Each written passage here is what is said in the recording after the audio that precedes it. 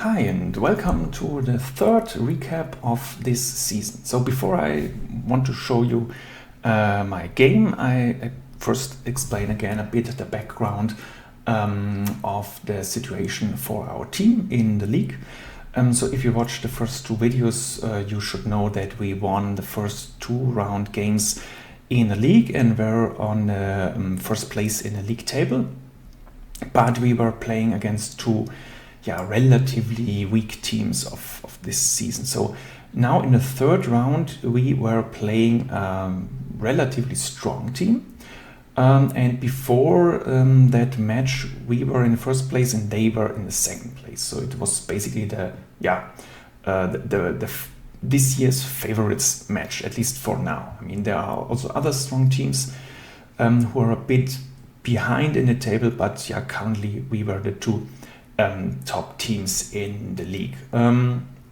We were still a bit the favorite in the match. We had a bit of a higher rating, so I still have 1904 ELO rating. My opponent had this time 1843, so there's not that much of a difference, but we were still slightly the favorites in that match. So I was again placed on the 6th board. So we were playing at home, so that means I have the white pieces, as you can probably imagine, from the board. And so that was the opening situation. Okay, so then without that much commenting, I'm already going into my game, and in between I might tell you a bit of the standings and why I made the decisions in that game that I made based on the standings, but I'm basically focusing now on my game. So I have the white pieces, so I open like in most cases with c4. And here my opponent made a move that I sometimes see, but not that very often. It's b6. So there I was a bit surprised, so I did not expect that. So I had to, not completely improvise, so I know a bit what to play, but this is not really an opening I'm very familiar with or very well prepared for. So I just made moves in the opening that seemed logical, and apparently they were also relatively normal, correct moves. So I played knight to f3. He played the bishop out. I played d4. He played e6. I played the second knight out. He played the bishop to b4. Then I played a bit defensive, but I thought, okay, when I'm not that familiar with the position, maybe make the bit safer moves, maybe too defensive, but okay, I played then the bishop to d2. But so everything's still fine. My opponent played a knight out to f6. Again, I made a bit more defensive choice and played e3. But also fine. My opponent castled. I developed the last piece, the bishop to d3, and now my opponent played d5. And that's pretty normal, common situation. It's not the English that I personally prefer. It's some Nimzo Indian variation that I'm not perfectly familiar with, but it's okay position for me to play. I just need to figure out a bit more what the plans are compared to the positions I'm more familiar with. So here, one thing that I did not know, so I always thought, okay, what to do with the pawns c4 and d5. And in a lot of positions that I know, it is not right to take with a c-pawn on d5, so it's more advantageous to keep the tension. Apparently in this variation, it's better for white to take the pawn. But I didn't know that, so I just made a normal move and castled here. And here my opponent made apparently a mistake, so I also did not feel that the move was right, but I did not really know what to do against it, so he played the knight to d7. So apparently here, if you know that variation, there is an option to sacrifice the knight on d5, because the bishop on b4 is hanging, and so if you take back with the knight, then the pawn can take, and there is a lot of takes, and then you have apparently a good position for white. But you need to know that that variation. I did not know that, so I tried to play relatively normal moves and tried to get rid of that b4 bishop. So that was for me the most logical way to further go with the position. So I played a3, and here my opponent made something a bit surprising for me. So I expected that he just retreats, but he trades. So bishop takes c3, my bishop takes. Okay, so I thought, well, that cannot be so bad. I have now the bishop pair. Okay, it's not really an advantageous situation or anything, but it can also not be that bad for me. So a bit the downside of that trade is my knight does not protect the e4 square anymore, so now the knight can come into e4 and has there a relatively nice position. So okay, I thought I need to do something to get rid of that knight, because in some similar positions before, things happened like the second knight got then to f6 and supported the first knight, and everything became a bit annoying. So I felt like, okay, the only way to get control back of the e4 square was to play at some point f3. So I need to move the knight from the f3 square away to make space for the pawn on f3. So I made a, for me, relatively easy move, knight to d2. So attack that knight, clear the square for f3. Looked relatively fine. Okay, what my opponent did here is just take the bishop. I take back, so now we have again the situation where we both have just the light squared bishop left, so it's perfectly equal right now. But I still feel relatively happy. So because my bishop has a bit more space than the black piece's bishop. So I feel pretty okay in that situation. And now my opponent played a move that I did not really expect, a pretty aggressive move. He played the queen to h4. So apparently it's not really that good move. I mean, I can expect it because the queen is not really backed up with a lot of material, so you can maybe bring the knight with you, and there is some hope to open the diagonal at some point.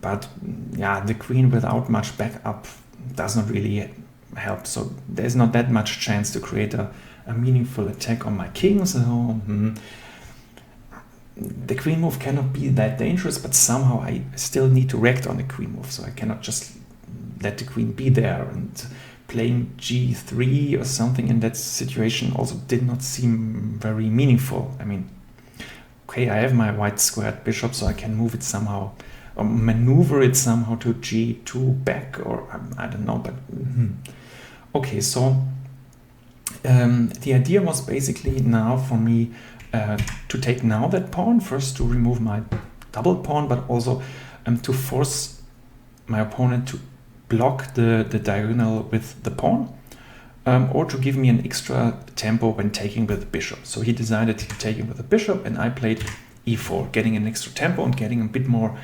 advantage in the center. So it's not a super big advantage, but it's a bit better for me. I have a bit more space here.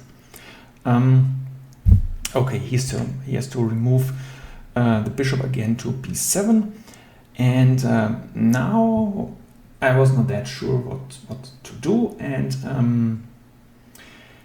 I wanted somehow also to play f4, with the backing of the rook, play f4, maybe play then the knight to f3. So that was basically the reason why I did not play knight to f3 here is because I did not want to block the f pawn. So I wanted to play at some point f4, but playing f4 and then knight f3 does not work, because then the queen can take the f4. So there were a lot of problems with all the moves that I would like to play. Just playing knight f3 right now is also not that great, because then the e4 pawn is kind of hanging. I mean, the queen is attacked, so you cannot straight away take it away, but so the idea I came up with was playing rook e1. So one nice side effect is that the e4 pawn is now protected again, a third time, and my plan was to move the rook up to e3 and then over to h3, g3, somewhere. So basically doing a rook lift, That was the plan. Not a very good or concrete plan, because when you calculate it, you see, okay, having the rook somewhere out, there is not really any meaningful attack. There's nothing that really works. When you want to play something like e5 to open up the diagonal for the bishop, so that basically the bishop sees the h7 pawn, and you play something like rook e3, h3, it all takes too much time, it all does not really work. But that was the best idea I came up right in that situation. Okay, so my opponent had to play now, so he played c5, a good move that I overlooked a bit, but this is really attacking my center now, and it's not causing tremendous problems, but so now I really need to look a bit about my center, so I cannot play that easy moves. And I thought there is not really a current threat that I need to react. It's a bit annoying that he's attacking my center, but I'm just playing my plan on like nothing happened. Okay, so I played the rook to e3 up to bring it over to the king side and to somehow attack the king. And this had some influence on my opponent. So my opponent was somehow afraid of rook h3 and then getting some attack on h7 with opening up this bishop diagonal by e5, or maybe he also just wanted to stop that when he's playing knight f6, that I can play e5 with a tempo and kick the knight away again. I don't know. So there might be different things my opponent was afraid of, but he played now e5 to block that opening of the diagonal, probably, or in general block my e-pawn from advancing.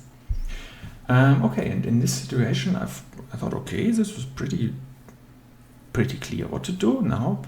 The d-pawn has some space, so I play d5.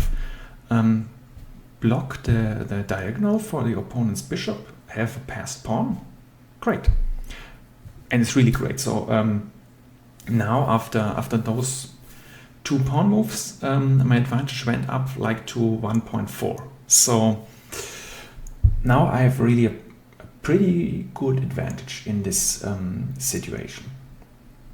But of course my bishop is now blocked out of the diagonal. My rook, can go to the king side, but cannot really do something. So objectively I have some positional advantage, but what to do? So I did not really have any plan in that situation what to do, or how to proceed, how to progress. And my opponent played then the bishop back to c8. So probably because the diagonal is now blocked, it does not really make much sense to stay on the diagonal. here he can attack the h3 square, so I cannot really move the rook in any meaningful way. Yeah, maybe rook g3 kind of works still, but yeah, also in that situation it's hard for me to play h3. I wanted to play h3 a bit before to control the g4 square, so when he plays something like knight f6, knight g4 to stop that, or yeah, now also to stop the bishop from coming to g4. This is all a bit dangerous because then the h3 square is a target for the bishop, so everything is not that nice, that good in that situation. So okay, I'm not sure what to do. So in that position I thought, okay, how can I improve my piece position? And I played the knight to c4, which is already not such a good move. Why? If you think about it, it's relatively clear. In that position you can play b5, so you can immediately kick the knight away. The knight can go to d6 and attack the bishop, but it's all not that perfect. Yeah, I mean, should I trade that potentially good knight for that bishop? Do I want to retreat the knight then to f5 and attack the queen there? So that was a bit of the idea, to get the knight via d6 to f5 and attack the queen. But yeah, giving my opponent the opportunity to play b5 with a tempo, then play c4, attack again my bishop. So yeah, so this is really helping my opponent to activate the pawns here. It's not the perfect, but okay, my opponent played the queen back, protecting the d6 square. So again, a bit of a problem.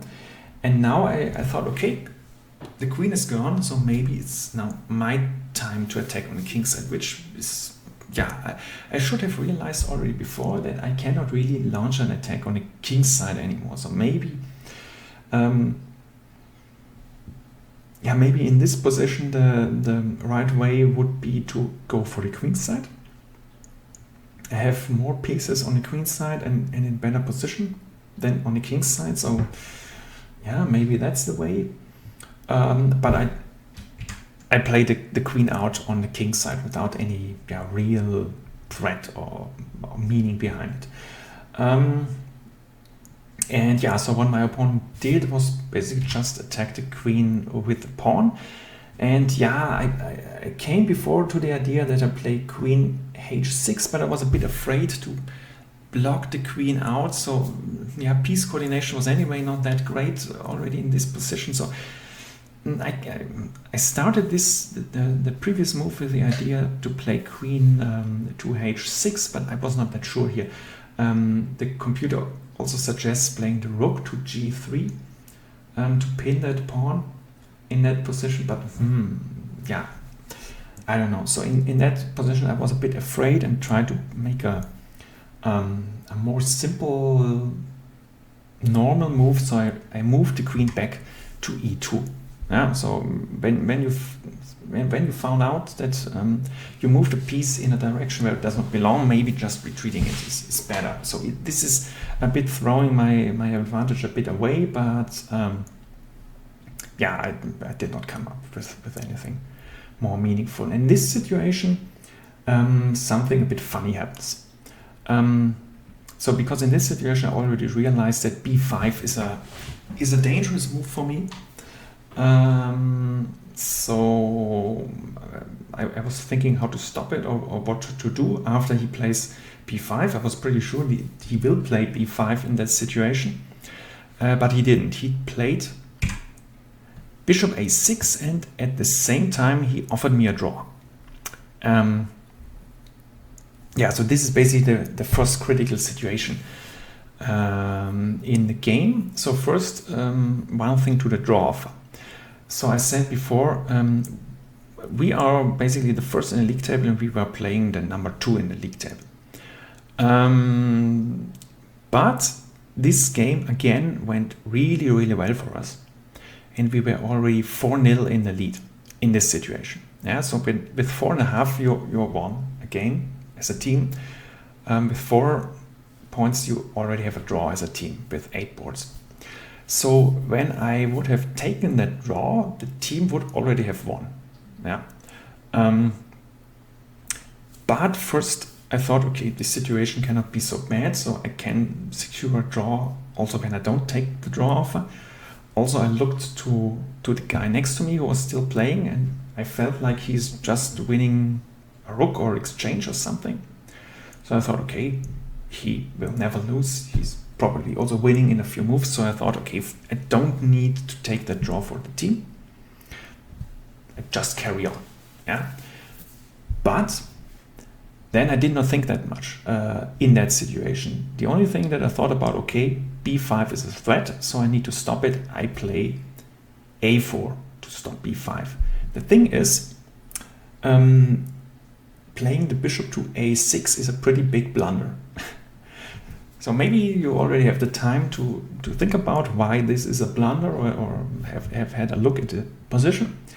It is relatively simple. I just indicated to you. You can move. Whoops, this was not what I wanted to show. This you can take with the bishop this pawn. Yeah, because sorry, you can take with the knight this pawn, because the knight again protects this bishop here, and this bishop is unprotected. So when you take here with a knight and he takes back, you win that bishop, and when you take here and the bishop takes, you can take back with a knight, and in any case you are up a pawn, and not just any pawn but a central pawn. Yeah, so if that pawn is gone, then you do not only have that advantage of winning a pawn, but you really have the advantage that then you can basically go with all that pawns through the center. So this is really a huge advantage if you see it. I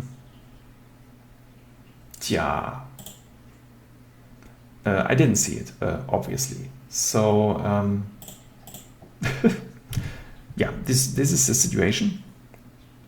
I didn't see it. I just reacted on the previous move, and the previous move, or the previous move that I've seen, b6. So I played b6 to b5, and I played a4 to prevent the b pawn to advance to from b6 to b5 and kick out my knight. Yeah, so what my opponent played here is to just take the knight. I had to take back, and now he played a move that I did not really understand that much. He played the king to g7.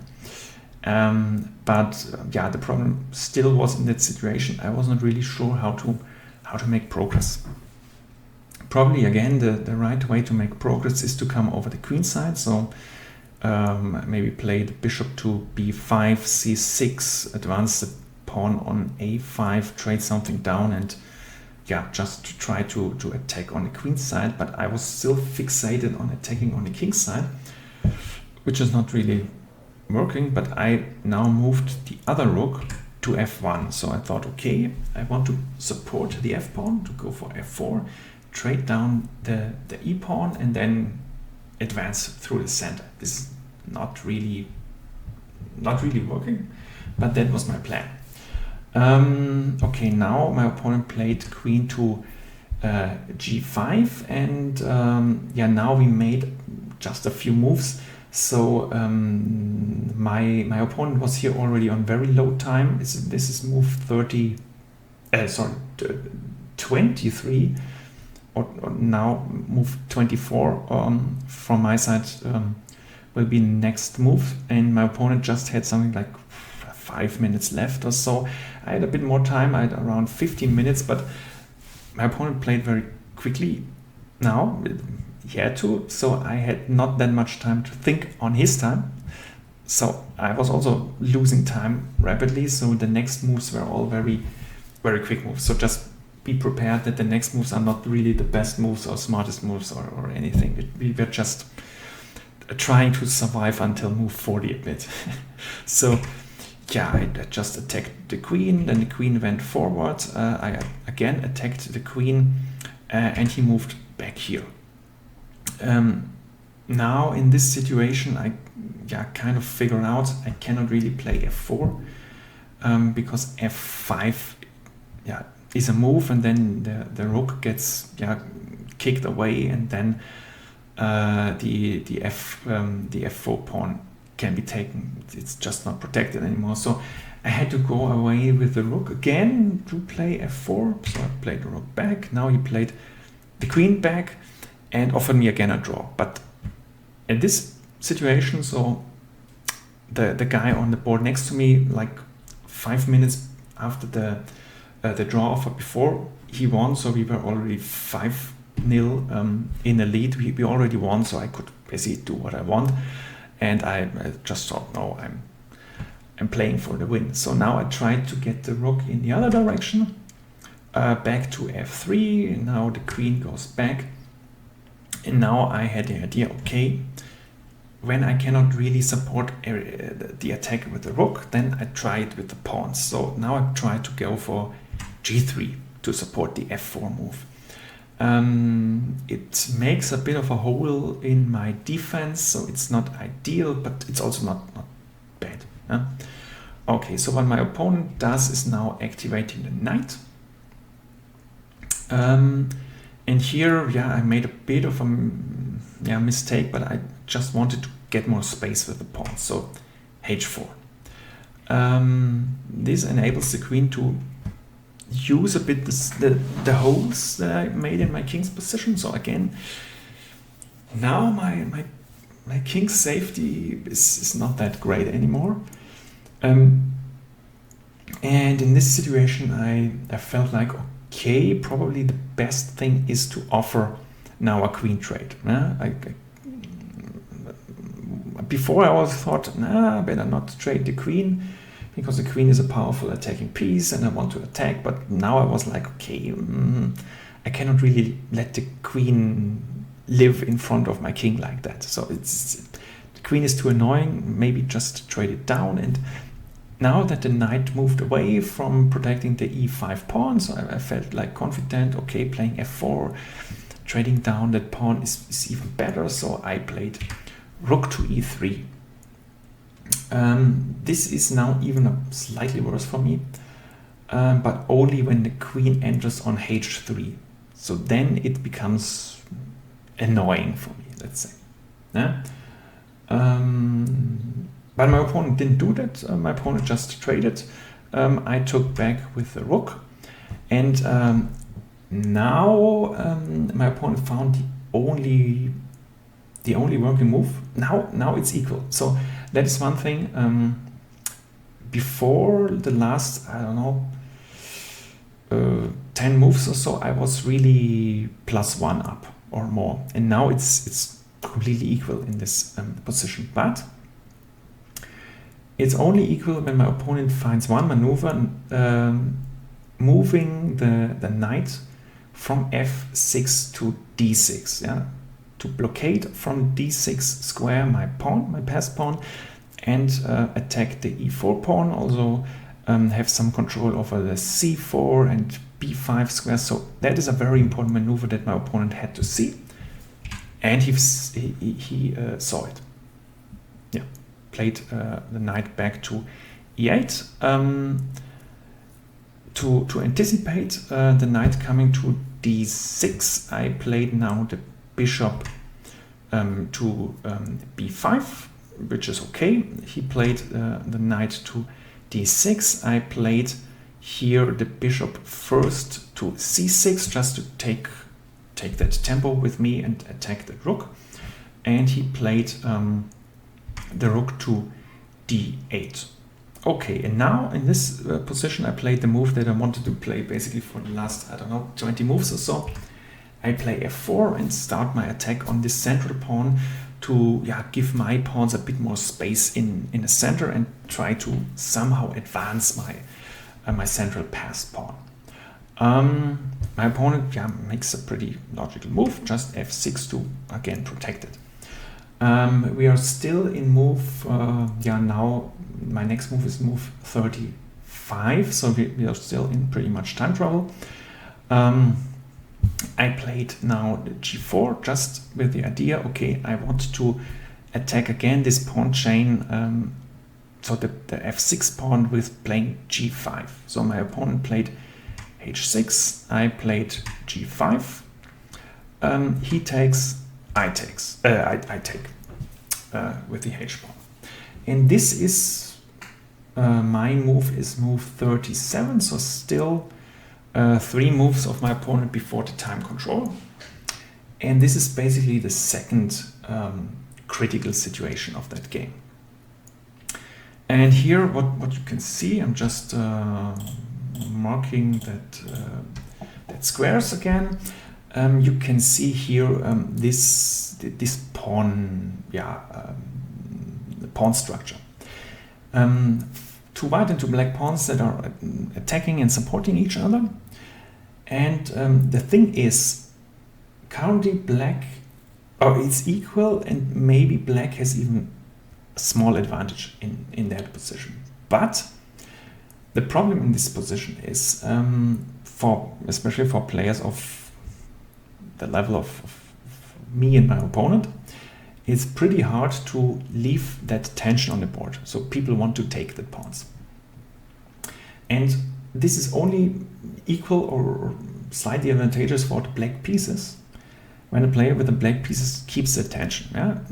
The things that you can do is like placing the rook in the open H file, or placing a rook via the 7th rank, via the playing to the 7th rank to e7 to support the e pawn, or to prepare any counterattack in the center. Things like that are okay, but you cannot really take any of the pawns here. And for the white pieces, it's also not that easy, because yes, I want to take there, but taking there it also just keeps it equal in the best. So you're not getting any advantage by trading the pawns down here. But whoever trades is basically making things worse for them. And that is basically what happened. So my opponent could not take this situation and let the pressure happen and in this pawn structure, and then he decided to take. And he played f takes g5, and this is kind of already the losing move. Because now, okay, I take back, but of course I'm not taking back on g5, but I'm taking back on e5. And now I have in the center 3 passed pawns. I mean, okay, 1 is doubled, so it's not 100% ideal, but I have 3 passed pawns already on the 2 on the 5th rank, while my opponent has a doubled isolated g-pawn. So this is, even with equal material, pretty advantageous for me. Also the knight is already attacked, so I have again more tempi to do things. So yeah, it's just pretty much better for me. And now, okay, my opponent decided to trade down 1 piece of rooks. That's fine. Bringing the second rook in, I was thinking a bit about what to do with the king, go g1, g2. So I decided g2 to prevent that the rook can enter on f3. And here he played the knight on c4, attacking my pawn on e5. Again, pretty straightforward move. e6 to just move the pawn through. It's already a threat. e7 and the e8 square is protected by my bishop, so it's already a threat to queen here. And now he plays a logical move, but already not good move. So here the engine already is going in the direction that you need to sacrifice material. So, but yeah, the normal understandable move is to move the king to f6 to bring it closer to the center. And in this situation, this is the next critical situation. So not playing the best move, but here it's a bit it's a bit complicated to find the best move, or you really need to calculate precisely. And what I was afraid of, I'm just showing it to you via this highlights. There are these three dark squared squares, yeah. And with the knight, he is basically protecting those two squares, and with the king he can protect that one. And I cannot really attack them meaningfully. So basically in this configuration, all of my pawns are more or less stopped. Yeah, I cannot really do anything against it. The thing that I have not seen in this position is that when you play, for example, bishop to b5 and attacking the knight, then the knight has to go. And then the knight does not protect both squares. So this is basically what helps you in this situation. That's why it's not that dangerous, but this was a tricky situation for me, even that with all that advantage that I have to figure out how to make here progress, how to overcome this problem that I have a bishop on the white squares, on the light squares, and I need to move my pawns now through the dark squares that are kind of protected. I figured out one move, one variation that was more tricky or artificial than needed. There would have been easier ways to play that. Yeah, just like playing the bishop to b5 and kicking the knight out. But I played in this position e5. Yeah. So what is the idea behind e5? So first is check, so you have to react on it. Second, I'm controlling now the first dark square, and I can also control the other dark squares by playing d6 and then e7. So I can overcome this dark square blockade. And the problem is when he plays knight e5. So of course he can take that pawn straight away, but then I can play e7. I'm just showing that variation. Okay, he can take here, but I can play this pawn up, and this pawn attacks the rook with a threat to queen. And when the king takes here, I can take the knight, and then I'm up one bishop for 2 pawns with, in general, a better positioning. This is, yeah, I mean, you still need to work a bit probably, but this is pretty advantageous. So yeah, this is basically the idea why taking on e5 here with the knight is it's possible, but it's yeah, I'm not throwing away that pawn. I make progress. He decided not to take here, but instead to move the king to e7, and now I played basically the move that I could have also played before. I played the bishop to b5 to attack the knight. Here, yeah, a few moves kind of work. Either moving the knight away to the a file somewhere, probably knight a5 was also what he played. You can also protect the knight with rook to f4. Yeah, but again, then in that situation, maybe even something like trying to move the rook to the open file might work, or maybe also pushing the pawns through might work. When you're basically giving up the back rank, maybe you can just advance the pawns through the center and they cannot really be stopped. So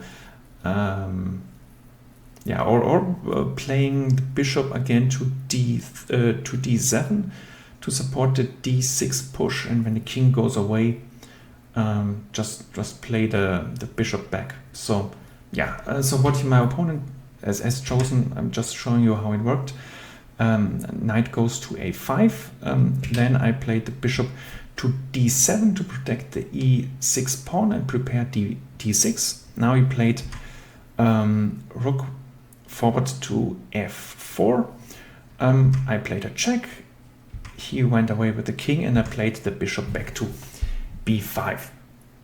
Yeah, and this is the position where he already, he resigned, and rightfully, because I mean the plan, the idea is now pretty straightforward. You can just move that pawn in, and there's not really any defensive thing you can do, because that that bishop is just protecting the diagonal, and you cannot bring any of your pieces back in a meaningful way. I mean, you can sack the knight like that. Okay, not really helpful.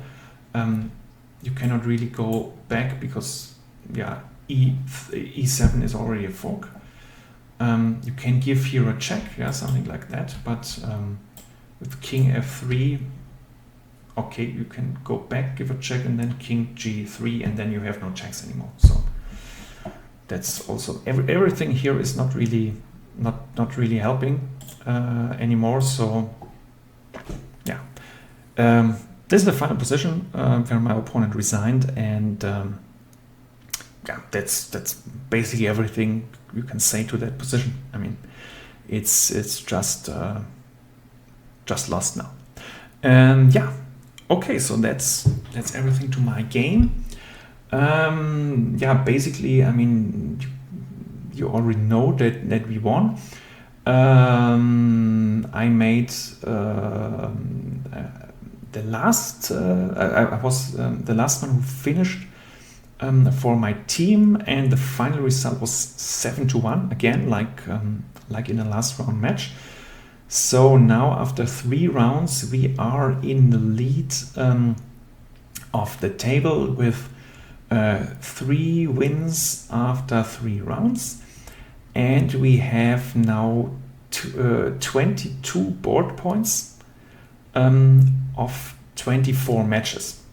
So we won 21 matches. We had 2 draws and 1 loss. Of 24 individual matches. So this is pretty impressive after 3 rounds. I mean, okay, the strongest opponents will still be there in the next round, so we will see what comes. There is also a second team that still is unbeaten, that also have won their first 3 rounds. So we are in a lead, but we do not really have more points than other teams. And so the next match will be in 2 weeks after I take this video online. So you will have the recap of that match in 3 weeks. Will be an away game again against one of the stronger opponents. They are currently in the middle of the league table, but I think they're a bit they're a bit undervalued from their league position. So it will again be a hard fought game. I think so.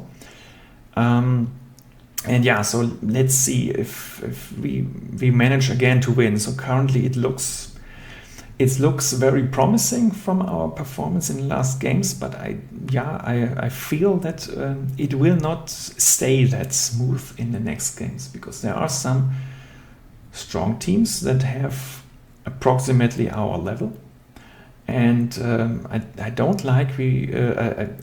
think we will win every game like that.